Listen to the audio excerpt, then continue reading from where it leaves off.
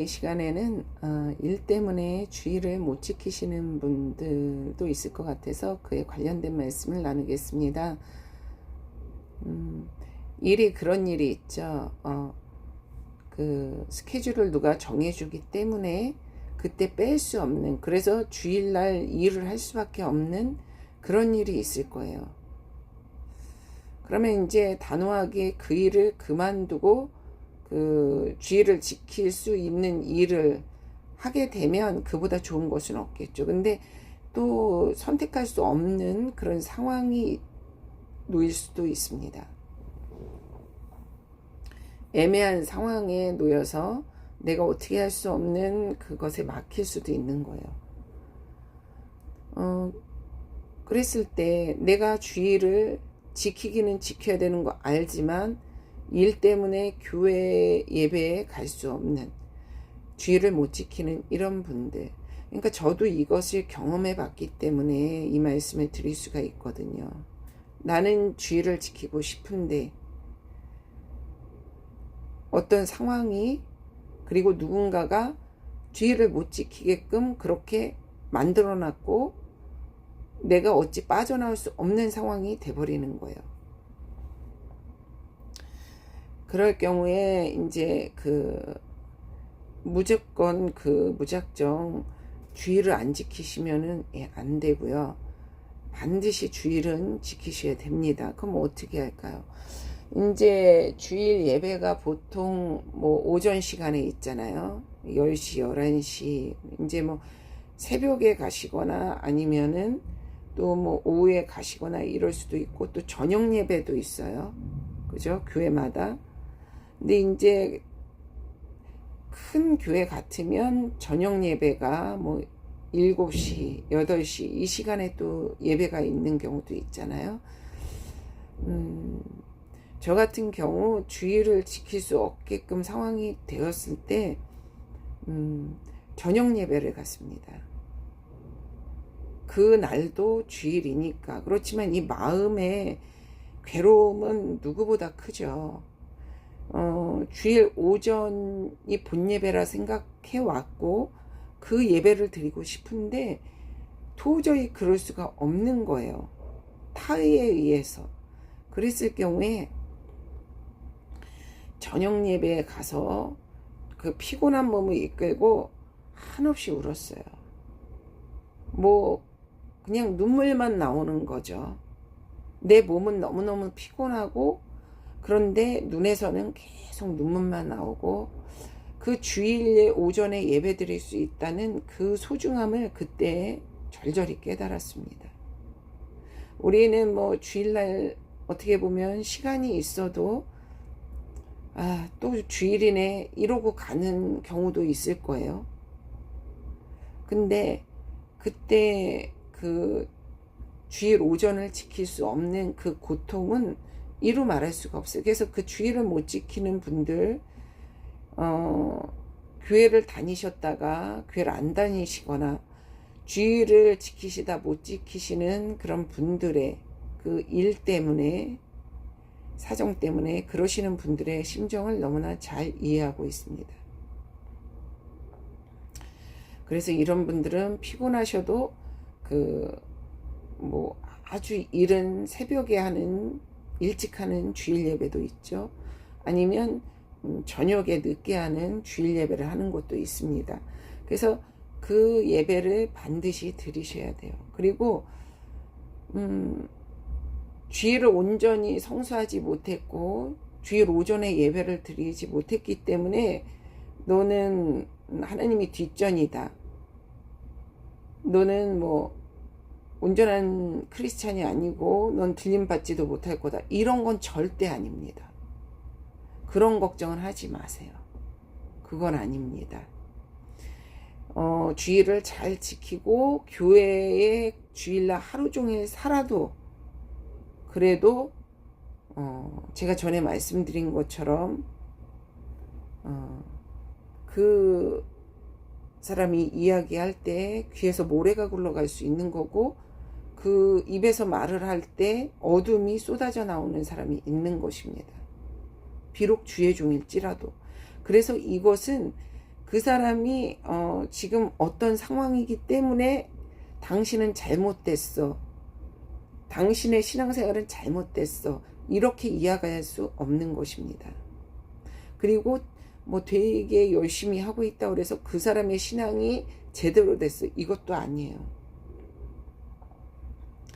왜냐하면 우리가 이제 그 신앙생활 할 때 그 어떤 일과 관련해서는요, 그 어떤 훈련 때문에 그 일이 이렇게 주의 일을 할 수 없고 어떻게 세상 쪽으로 가게 되는 경우도 있어요. 주님이 훈련시키시는 그런 경우가 있어요.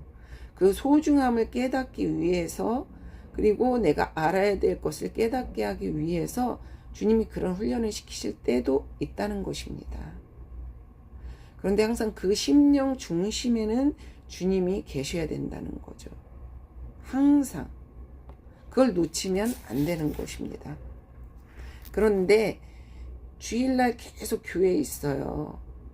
그래도 그냥 그 자리가 비기 때문에 그냥 그 자리에 그 사람을 놨을 뿐인 사람도 있는 거예요. 주님이. 참 슬픈 거죠. 이렇게 두 종류가 나뉘는 거예요. 훈련받는 자가 있고요. 그냥 그 자리에 놓여져 있는 사람이 있어요. 주님이 크게 가치를 놓지 않는 경우가 있다는 거예요. 이 후자는 상당히 참 슬픈 케이스예요. 뭐 제가 나중에 정리를 하게 되면 할 수도 있겠지만 참 저는 이런 부분을 많이 생각을 하고 기도를 합니다.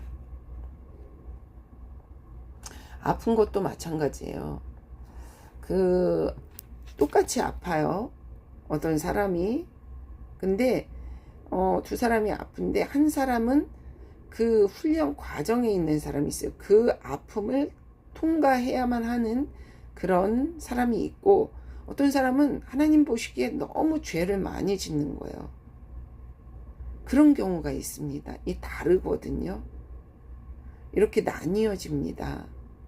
그래서 내가 굳이 어떤 그 힘들고 안 좋고 아프고 그런 상황에 놓여 있다 해서 나는 들림받지 못하고 주님이 날 버린 것은 아니라는 것입니다. 오히려 주님이 지금 내가 어떻게 하고 있나, 내 마음이 어디로 향하고 있나, 그거를 말없이 지켜보고 계신 시간이 있다는 것입니다. 그 사람이 어떤 직분을 가지고 있느냐, 어느 자리에 있느냐, 이것에만 초점이 놓여지면 안 돼요. 누군가 어떤 훈련받는 자를 위해서 그 다른 어떤 사람은 좋은 자리에 앉아 있을 수도 있는 거예요. 잠시. 하지만 주님을 믿는다는 것은 전에 말씀드린 것처럼 끝이 중요한 것입니다. 맨 마지막에 어떤 결과를 얻느냐, 내가 어떤 결과의 사람이냐, 이것이 중요한 거예요. 하지만 그 과정에서는 진흙탕을 구를 수도 있는 것입니다. 말도 안 되는 상황, 나 이러다 구원받지 못하는 거 아니야? 그리고 주님과 너무 멀어진 것 같은 상황, 그런 상황에 놓일 수가 있어요. 요셉도 그랬죠. 감옥에 들어갔잖아요.